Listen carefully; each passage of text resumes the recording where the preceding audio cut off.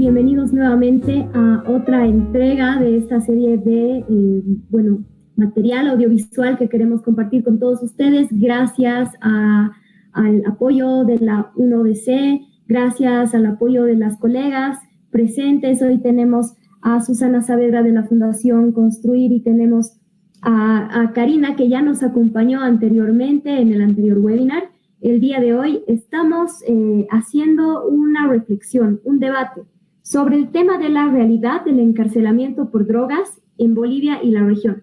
Obviamente este debate tiene que tener un enfoque de género muy bien marcado.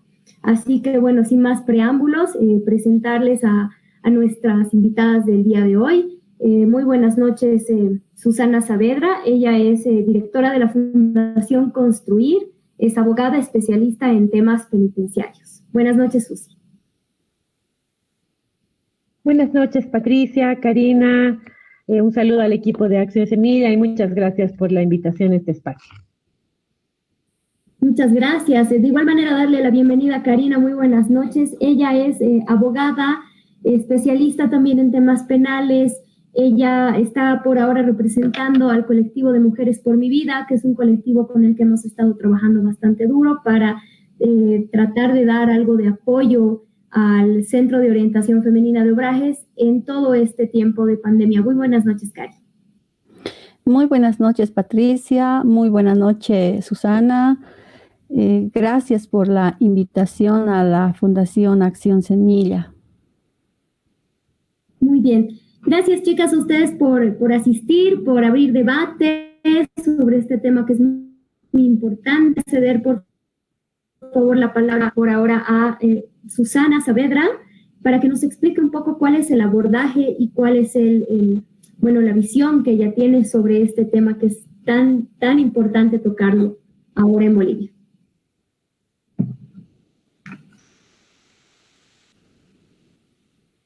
Bueno, muchas gracias, Patricia. Bueno, la situación del sistema penitenciario en el marco de los derechos humanos es algo que nos preocupa, ¿no? A todos los derechos humanos.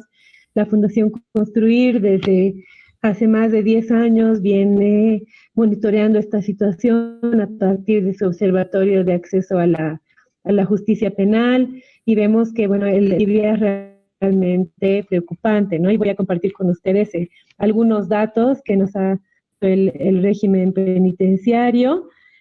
Por ejemplo, que a marzo del 2020 la población privada de libertad en Bolivia es aproximadamente de 18.260 personas, de las cuales las mujeres ocupaban el 6.59%, ¿no? Que hablamos de 1.200 de libertad. La mayoría de la población carcelaria todavía está en situación de detención preventiva, hablando de personas que están en la cárcel y no cuentan con una condena, ¿no? Y a nivel regional, por ejemplo, esta tasa representa, en el marco de Bolivia ocuparía en este caso uno de los lugares, ¿no? En tema de prisión preventiva a nivel regional. En el caso de mujeres también, ¿no? Bolivia es el 7º país, por ejemplo, de la lista de 35 países que compone la Organización de Estados Americanos en tema de prisionización de la mujer. Y ese 6.59% es superior, ¿no? a la media mundial, que es algo que realmente preocupa. Cuando hablamos de 1.200 mujeres, pues parecería que no es mucho, pero sí realmente es mucho en relación a las tasas regionales. Y además tenemos que pensar que Bolivia, bueno, en Bolivia, pese a probablemente esta tasa bajísima, ha hecho que se omita no tener esta perspectiva de género y de poder abordar políticas eficaces, ¿no? En Bolivia, de las 48 prisiones, de los 48 recintos carcelarios, 20 urbanos y 28 rurales, en promedio, bueno, ahorita no tengo el dato actualizado, pero hasta hace un par de años solamente 4 habían sido construidas específicamente para albergar a mujeres, ¿no? El resto son instalaciones adaptadas para cumplir con la clasificación entre hombres y mujeres. Entonces, bueno, vemos con preocupación esta situación, especialmente la situación de la detención preventiva y ahora más en el marco de una pandemia en la que esta más vulnerables, ¿no? ¿Por qué? Por las condiciones precarias que tiene el sistema penitenciario, la tasa de hacinamiento que bordea en un 270% a nivel de ocupación, ¿no? A nivel nacional. Entonces, vemos con preocupación esta situación y las medidas que está tomando el Estado para abordarla, creemos que todavía no son eficaces, ¿no? Quizás Karina puede complementar.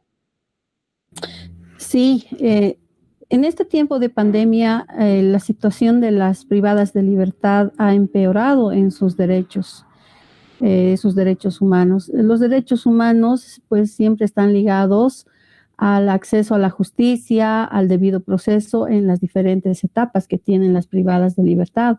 Como ya lo dijo Susana, la mayoría de las personas privadas de libertad en este momento no tienen una sentencia condenatoria. Por lo tanto, están siendo vulneradas en esos derechos inherentes a su libertad. Lamentablemente, en este tiempo de pandemia, los procesos han paralizado porque, veamos, desde el mes de marzo entramos en una cuarentena y con la cuarentena pues sacaron diferentes instructivos tanto en el Tribunal Departamental de Justicia como en la Fiscalía. Solamente en atención a verificar o revisar procesos, primero por números de carnet, después suspensión de plazos, luego vino nuevamente reactivación de los plazos. Actualmente estamos cumpliendo una circular en el que no se tiene acceso directo al cuaderno de investigación. Todavía estamos con números de teléfono verificando si ha movido alguna situación, si hay algún decreto en alguno de los casos de las privadas de libertad. Entonces, la situación ha empeorado en esta etapa de pandemia. Cuando la Corte Interamericana de Derechos Humanos ha sacado un informe que es el 1/2020, que refiere exactamente a los parámetros que mide el tratamiento, específicamente hablando de las privadas de libertad. Es muy importante este informe de la Corte Interamericana de Derechos Humanos porque nos da a los estados firmantes, nos da los parámetros en los que el estado y en cada estado debería tratarse con las privadas de libertad, porque estamos hablando de mujeres vulnerables, estamos hablando de mujeres que están embarazadas, estamos hablando de mujeres de la tercera edad, estamos hablando de mujeres con enfermedades de base y que estas mujeres generalmente son la cabeza de la familia o son las que están a cargo de sus hijos menores de edad. Entonces, hay una gran vulneración y no solamente se vulnera estos derechos a las privadas de libertad, porque ahí vienen las familias, ¿no? Vienen los hijos, vienen los familiares más cercanos, está el esposo que tal vez tiene una enfermedad. Entonces, viene una serie de vulneración de derechos. Y el Estado debería tomar más en cuenta este informe de la Interamericana de Derechos Humanos para el tratamiento en este momento de las internas. El acceso a la justicia, por ejemplo, ustedes no deberían ser tan rígidos en solicitar requisitos para una solicitud de cesación a la detención preventiva, por ejemplo. Deberíamos actuar, ¿no?, razonablemente dentro de un proceso, de un debido proceso, con los plazos más cortos, dilaciones con menos formalidades. Y eso es lo que dice exactamente este informe de la Comisión Interamericana de Derechos Humanos, ¿no? Que se debería aplicar uno de los enfoques en derechos humanos, un contagio masivo a mujeres que no están bien alimentadas, mujeres que no tienen recursos económicos, mujeres en situación de completa vulnerabilidad, va a ser terrible. Entonces, habría que tomar en cuenta que las autoridades específicamente tomen en cuenta estos parámetros que nos da la Corte Interamericana de Derechos Humanos para que se pueda de alguna manera sacar a un porcentaje de mujeres que no necesariamente tienen que estar recluidas. Se podría dar otro tipo de medidas, ¿no? A las detenidas preventivas, una detención domiciliaria, por ejemplo, ¿no? Y respecto a lo que decía Susana en cuanto a la ampliar un poco el tema del indulto, etcétera, también es un solo requisito que hay mujeres que por no tener el rehab acceder al decreto presidencial. Entonces, hay muchas cosas para hablar, debatir en este tema.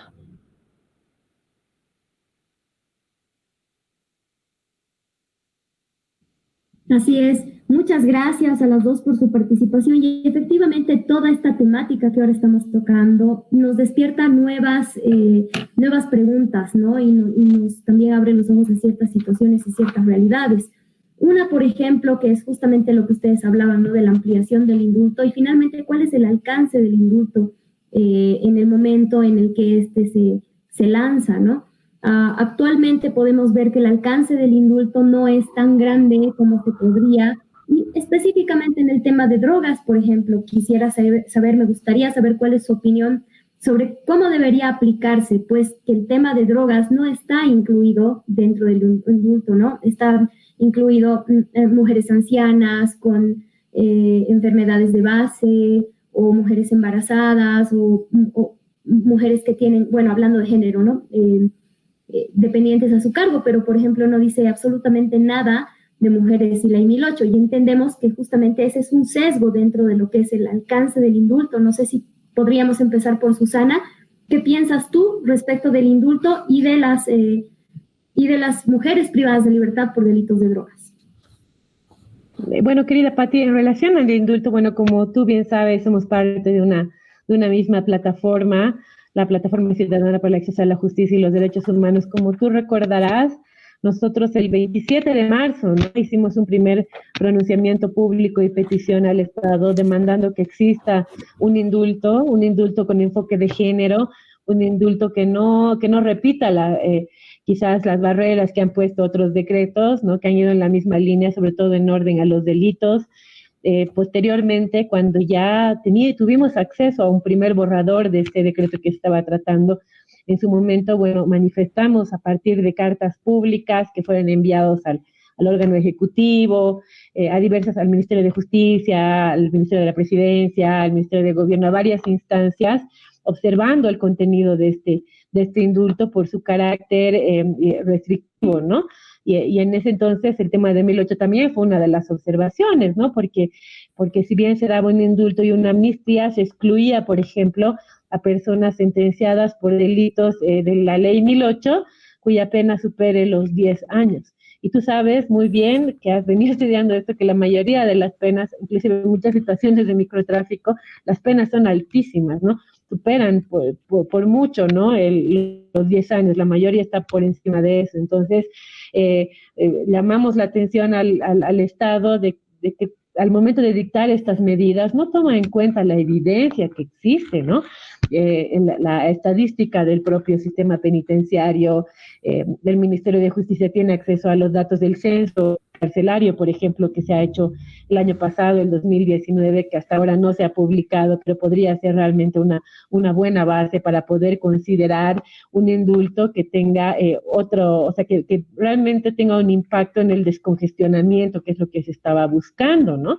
Por ejemplo, en algunos informes preliminares de este censo carcelario, solamente la población que tenía enfermedades de base, que tenía hijos menores, que tenía ciertas condiciones de vulnerabilidad, mantiene de alguna manera este año. O sea, son criterios que podrían haber tomado y cuando hablamos de 5,000 personas estamos hablando de casi un 30% de la población privada de libertad. Entonces realmente nos llama la atención que continúen tomando estas medidas, pero no las basen en una evidencia, ¿no, Clara?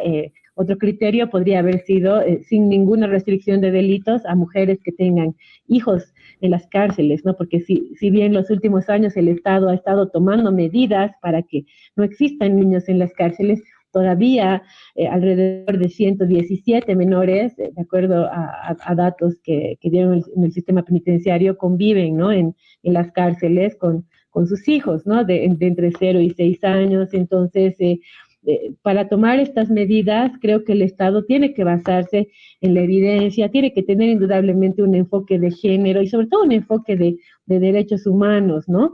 De una población que solamente está privada de libertad, pero con la que el Estado tiene mayores obligaciones, porque es el Estado el que toma la decisión de privar a una persona de su libertad. Y entonces, por eso es que las leyes otorgan a los privados de libertad garantías reforzadas, ¿no? Porque ellos no pueden proveerse de salud, no pueden proveerse estando ahí de un abogado, o sea, no pueden ir al juzgado y tener un contacto con su expediente. Entonces, tienen muchas más limitaciones.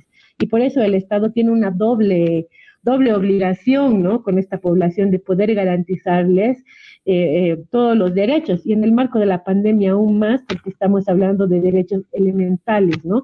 Como la vida y la salud. Perfecto. Karina Cuba, si nos puedes complementar, por favor. Sí, es lamentable que se pueda escoger a un grupo vulnerable, ¿no? Mujeres que están siendo procesadas o han sido sentenciadas por un tema de narcotráfico, se las pueda sacar de este decreto presidencial. Eso es vulneración a los derechos humanos, ¿no? Estos derechos humanos están ligados exclusivamente a la debida diligencia. La debida diligencia, no solamente en el contexto de excluir a unas y otras, porque todas están siendo objeto de un procesamiento, de una investigación. Hasta que no se demuestre lo contrario, hablando de las detenidas preventivas, pues se las considera inocentes, de acuerdo a nuestra Constitución Política del Estado. Entonces, ¿cuál sería el fundamento de que se las excluya, de que ellas puedan entrar en este decreto presidencial? Entonces, hay una completa vulneración al debido proceso, ¿no? A la debida diligencia, además, que tiene la obligación toda autoridad jurisdiccional en este tema. Y todos en este país tenemos los mismos derechos y garantías constitucionales.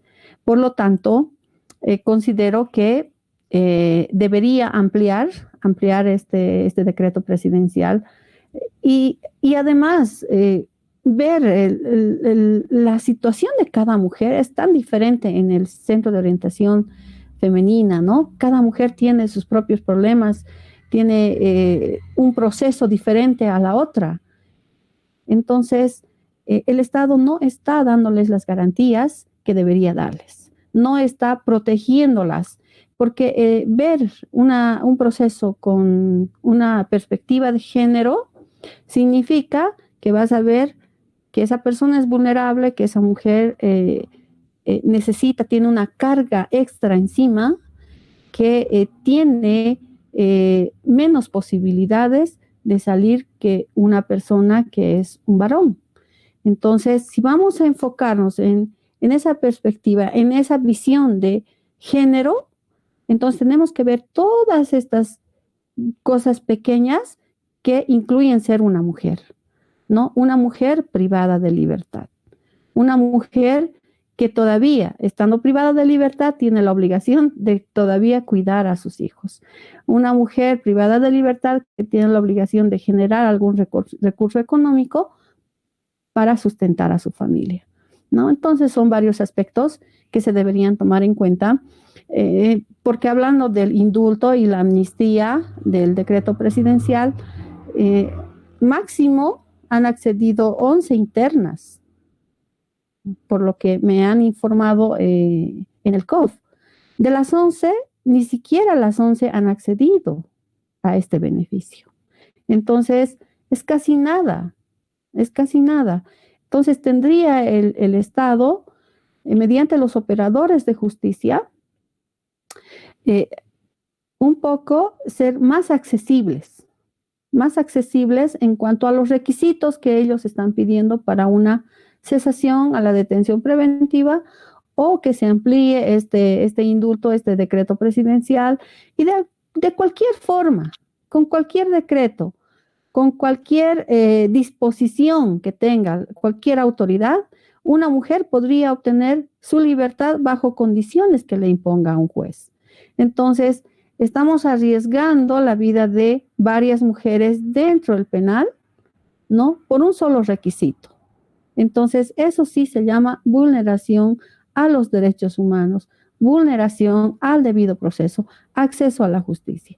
Entonces, habría que tomar en cuenta todos estos aspectos inherentes a los que estamos tratando en este momento. Y bien lo han mencionado las dos en su respuesta. Para empezar, que todas estas medidas deberían basarse en la evidencia, en el tema de género y en los derechos humanos. Y tal como dice Karina, pues el no basar estas medidas en este tipo de evidencia incurre en una vulneración a los derechos humanos. Pero ahora creo que podríamos hacer el ejercicio de quizás ver a un futuro próximo, porque en la realidad de la pandemia nos ha cambiado el contexto y nos ha cambiado la vida, por lo menos aquí a mediano plazo vamos a seguir tomando medidas de seguridad y tenemos que adaptarnos a esta nueva realidad de la que tanto se habla, ¿no? En la que estamos viviendo. Y en ese sentido, yo quisiera que hagamos este ejercicio de poder ver más allá, ¿no? Y qué podríamos nosotros hacer, empezar quizás a proponer que ya la política pública en torno o con respecto a este tema en específico, que es género y encarcelamiento por drogas, tome otro camino, ya que en otros países, pues el tema del microtráfico se trata de diferente manera, ¿no? Se trata con alternativas a la detención, ya que lastimosamente la población que incurre en este delito tiene características muy parecidas a nivel regional, tanto en Bolivia como en Argentina. En la mayor parte de los países, las mujeres que incurren en delitos de tráfico de drogas es por su extrema pobreza, por una violencia sistemática, por condiciones de vulnerabilidad que están dadas, ¿no? Por una falta al acceso a un trabajo digno. Entonces, justamente a raíz de estas características es que se han tomado otras medidas alternativas para no congestionar más las cárceles con este porcentaje de mujeres que finalmente termina siendo bastante importante. Cederles la palabra, por favor. Primero Susana, después Karina. Bueno, Pati, como tú lo has dicho, creo que también parte del rol de una sociedad civil que defiende derechos humanos es ser proactiva, ¿no? Y propuestas. Tú sabes bien, que porque venimos trabajando de la mano hace muchos años, que ese es un rol activo que ha tomado la plataforma, ¿no? Ya en el marco de la pandemia creo que deberíamos plantearnos objetivos a corto, mediano y largo plazo. A corto plazo creo que es imprescindible ampliar el decreto del indulto penitenciario, ¿no? Ampliarlo y quitar estas restricciones y sobre todo introducir un enfoque de género, ¿no? Además, paralelamente el Estado tendría que plantearse y tomar medidas para hacer un uso limitado de lo que es el sistema penal, ¿no? Cosa que no se ha dado, ¿no? Y contrariamente, durante las primeras semanas, el primer mes y medio de la pandemia, se ha hecho un uso quizás excesivo, ¿no? del sistema penal al otorgarlo como respuesta al incumplimiento de la cuarentena, por ejemplo, ¿no? Y muchas de esas personas han sido condenadas por procedimientos abreviados, y han llegado inclusive a las cárceles. Entonces tiene que ser la única manera de que el COVID no entre a las cárceles es también cerrando las puertas para que proteger a la población que está privada de libertad y cumplir medidas de bioseguridad, ¿no? Y de aislamiento que permitan que la población esté protegida. También es necesario que se supriman todas las barreras formales, ¿no? A mí me preocupa mucho lo que dice Karina, porque no solamente ahora, ¿no? Sino desde siempre son estas barreras formales que impiden que las personas accedan a la justicia, ¿no? Y no solamente las personas privadas de libertad, también las víctimas de delitos de las familias. Y al final la justicia no, o sea, como dice también la Corte Interamericana, pierde, ¿no?, el carácter de justicia cuando realmente por estas barreras las personas no están accediendo a una respuesta oportuna, eficaz, ¿no?, como la que están pidiendo. Entonces tienen que suprimirse estas barreras formales, tiene que hacerse un ejercicio de descongestionar efectivamente los penales, tiene que también abordarse protocolos para el personal penitenciario que está en las cárceles, que sea rotativo. O sea, si los internos están cumpliendo un aislamiento, mucho más tienen que hacerlo el personal, ¿no? El personal que está administrando las prisiones tiene que ser fijo, no puede rotar en otras labores. O sea, son varias medidas que, bueno, hasta ahora se han ido abordando, pero de manera artesanal, lo comprendemos en el marco de la pandemia, pero ya estamos a 4 meses, ¿no? Entonces ya es necesario que el Estado asuma estas funciones y también un presupuesto, ¿no? Un presupuesto para poder mejorar las condiciones de salud, de medicina, de centros médicos dentro de los recintos penitenciarios, hacerles como se está haciendo ahora rastrillajes y pruebas efectivas con prioridad a los internos y a las internas. A mediano plazo tiene que abordarse la reforma penal y la reforma del sistema penitenciario, ¿no? Tenemos que retomar, yo creo, esta reforma sobre la base del código del sistema penal, que era muy buena, el código abrogado. Se despenalizaba, ¿no?, el microtráfico y se daban también otras alternativas a la prisión acorde a lo que establecen las reglas de Bangkok, especialmente en el caso de mujeres, ¿no? Y también abordarse una reforma penitenciaria con enfoque de género. Creo que las reglas de Bangkok es un instrumento muy importante para guiar no solamente el tratamiento a las reclusas, sino el abordaje que tiene que darse también desde el sistema penal, ¿no?, en el que se considere la situación de la mujer, el interés superior del menor, en el que se le permita, digamos, a la mujer participar de ciertas decisiones previas al momento de ingresar en prisión, en el que también se prevean inclusive más medidas, ¿no?, alternativas a la prisión, siempre previendo el rol que tiene la mujer dentro de la familia, ¿no? Y a nivel, a largo plazo, una vez que estas reformas estén planteadas, tiene que hacerse un plan de implementación, que es a lo que falta en Bolivia, ¿no? O sea, tenemos una legislación de avanzada, pero nos quedamos en las leyes, ¿no? Y dejamos de lado lo que es la política pública. Es obvio que una transformación de la justicia no se va a dar ni siquiera a mediano plazo, no es un proceso largo de 10, 15 años, que lo que nos interesa es que se aborde, ¿no?, que comience este proceso que nunca termina, digamos, de marchar, con presupuesto, con investigación, con estrategias que reorienten los indicadores, las evaluaciones. Creo que eso es importante. Y siempre con presencia de la sociedad civil, ¿no? Que estamos ahí, venimos trabajando, llegamos, quizás tenemos más información muchas veces que los organismos del Estado porque la producimos porque falta, ¿no?, información, nos falta acceso a la información pública, pero también falta que los organismos produzcan esta información y de alguna manera siempre tenemos el ánimo de poder coadyuvar con las instancias del Estado, acompañar su función, ¿no? Porque lo que finalmente nos interesa a todos es lo mismo, ¿no?, el acceso a la justicia con derechos humanos y enfoque de género.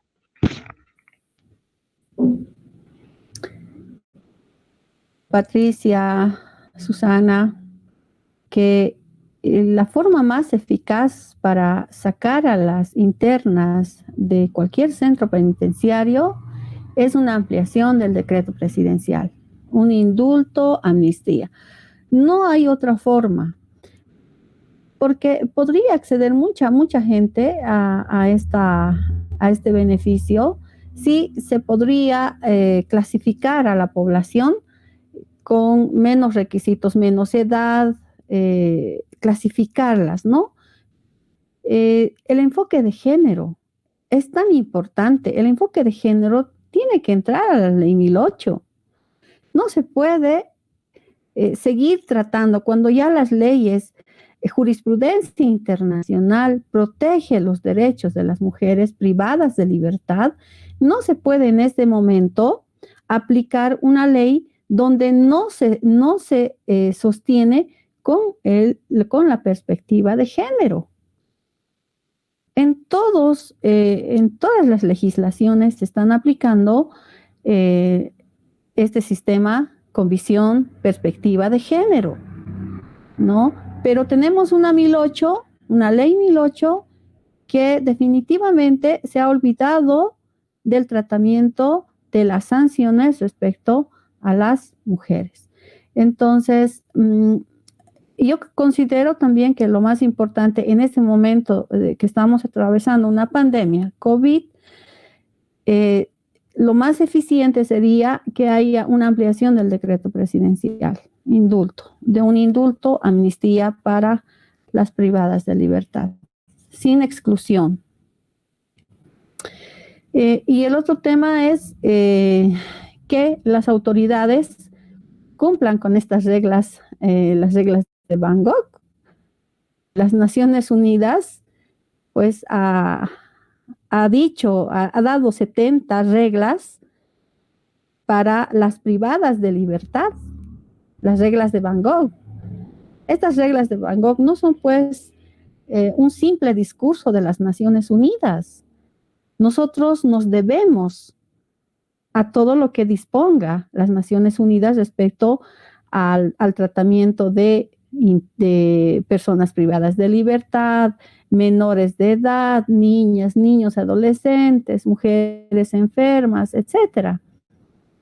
Entonces, Bolivia, de la suscripción de estos acuerdos, entonces tenemos la obligación, el deber, también esas 70 reglas que nos da las reglas de Bangkok, ¿no? Entre ellas, por ejemplo, es muy importante porque se va clasificando, se va viendo la perspectiva de género. Las mujeres que están en extrema pobreza, la clasificación de cómo debería una persona cuando ingresa a un penal, cuál es el tratamiento que debe seguir el personal en el tratamiento de una persona nueva en el ingreso de una interna, ¿no? ¿Cuáles son los beneficios inmediatamente? ¿Cuál es la información que tiene que tener esa privada? Asistencia de salud, información, asistencia legal, asistencia psicológica, ¿no? Estas reglas de Bangkok precisamente van instruyendo todos estos aspectos que estamos mencionando y lamentablemente nadie los cumple. Nadie los cumple, es más, ni los deben conocer porque ya hay una vulneración de los derechos al solo ingresar a un centro penitenciario. Ya la mujer tiene que pagar su lugar para dónde tiene que estar, dónde tiene que establecerse, ¿no? Tiene que cumplir, obviamente, las reglas de un centro penitenciario, pero en este momento, como un ejemplo les pongo, me dicen las internas que no tienen un psicólogo, no pueden hacer su clasificación. Bueno, estamos esperando de varias internas la 4ª clasificación. No hay una junta. No ha desaparecido en tiempo de pandemia, cuando debería funcionar SAINCO para darles sus informes de estudio, de trabajo, para que ellas puedan acceder a las clasificaciones que les corresponde a aquellas internas que ya tienen una sentencia condenatoria, por ejemplo, para que tengan una suspensión condicional de la pena. Pero no se está dando, absolutamente no se está dando a nadie. Entonces, ahí hay una vulneración de derechos humanos. Entonces, deberíamos ver todas estas reglas que tenemos, la jurisprudencia internacional, deberíamos revisar porque cada funcionario público representa al Estado y el Estado tiene que responder cuando se le va a plantear un proceso, ¿no? Como ya han planteado varios procesos en México y los han ganado, ¿no? De ahí tenemos amplia jurisprudencia con enfoque de género, que los utilizamos. Entonces, el Estado también es responsable de lo que vaya a pasar. Entonces, se tiene que cumplir y se tiene que dar prioridad específicamente a las mujeres que están privadas de libertad en este tiempo de pandemia.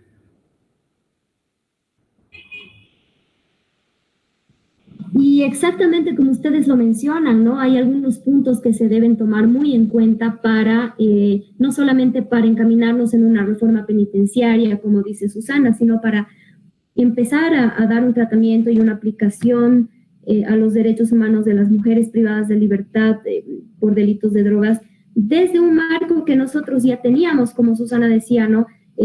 Existe la ley 1005 que sirve como un buen antecedente de un buen código penal que se tenía con enfoque de género y que además tenía previsto el tema del microtráfico, ¿no? Por otro lado, Karina menciona la punitividad de la ley 1008 y su falta de enfoque de género, ¿no? Y finalmente, pues mencionar que la ley 1008 de 1988 es, pues, 1800, es súper caduca, ¿no? Está ya muy vieja y se supone que justamente la ley 1005 estaba llegando para poner esas bases, digamos, ¿no? Sólidas a lo que sería las penas, los castigos, digamos, el marco regulatorio de todo lo que sería la política de drogas. Entonces, no estaría mal pensar realmente en que se necesita hacer una reforma a todo el enfoque que se le está dando al tema de drogas, ya que por un lado, como mencionaba anteriormente Aldo Lale, en el webinar que tuvimos anteriormente con UNODC, pues los temas de consumo tendrían que ir por el lado de la salud pública y los delitos de tráfico tendrían que ir ya a partir de una visión de género, a partir de una lectura más acertada de la realidad, más aterrizada sobre lo que significa ser mujer y ser mula, por ejemplo, ¿no?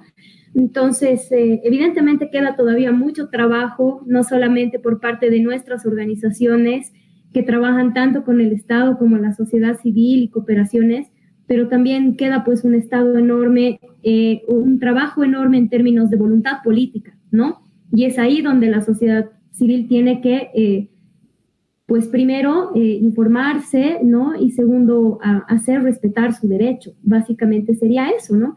No sé, unas últimas palabras, queridas colegas, muchas gracias por participar en este podcast. La idea es que sean emisiones breves, pero emisiones que nos dejen con cosas en la cabeza, ¿no? Que la persona que la escuche diga, ah, sí, ¿por qué esto? ¿No? Que nos deje con más preguntas. Entonces, por favor, unas palabras finales en el mismo orden.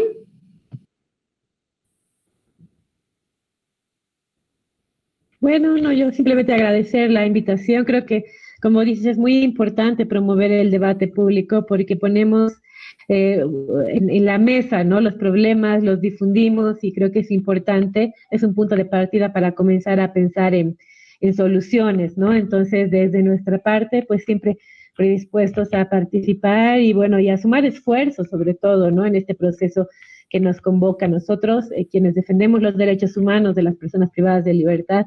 Creo que estamos llamados ahora en este marco de la pandemia a poder coadyuvar con soluciones, ¿no? Y abogar por políticas eficientes y en este caso la más importante para poder hablar de toda la agenda de soluciones que hemos dicho, creo que es el presupuesto, ¿no? El Estado tiene que designar un presupuesto efectivo al sistema penitenciario, porque realmente si tú miras el presupuesto que tiene para operar las 48 prisiones a nivel nacional es realmente mínimo, o sea, apenas supera el 9 millones de bolivianos en promedio, ha sido los últimos años, y con eso es muy difícil que ahora, o sea, que siempre, pero más ahora, se pueda abordar el tema de salud, de alimentación, todas las necesidades de la pandemia, ¿no? Así que, bueno, agradecerte nuevamente y cuando quieras, Pati, aquí también nos vas a tener. Un abrazo. Gracias, Patricia. Solo me resta decir en las conclusiones que las autoridades deberían ser un poquito más sensibles a lo que vive la población carcelaria, específicamente las mujeres.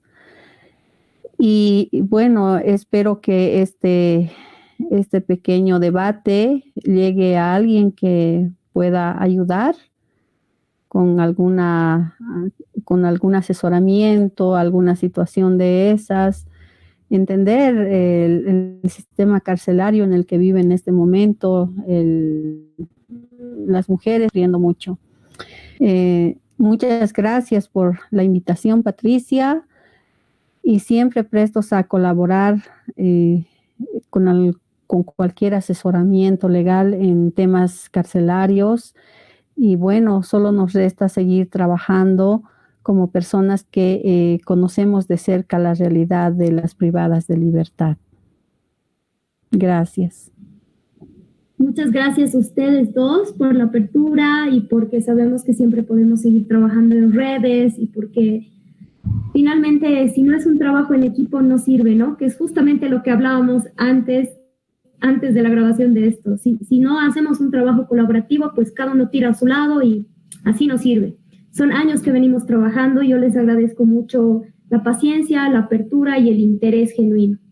Un abrazo a todas y muchas gracias a todos los que nos están viendo y nos están escuchando. Nos vemos en la siguiente emisión de estos podcasts referidos al tema de la crisis sanitaria y COVID-2019 en Bolivia.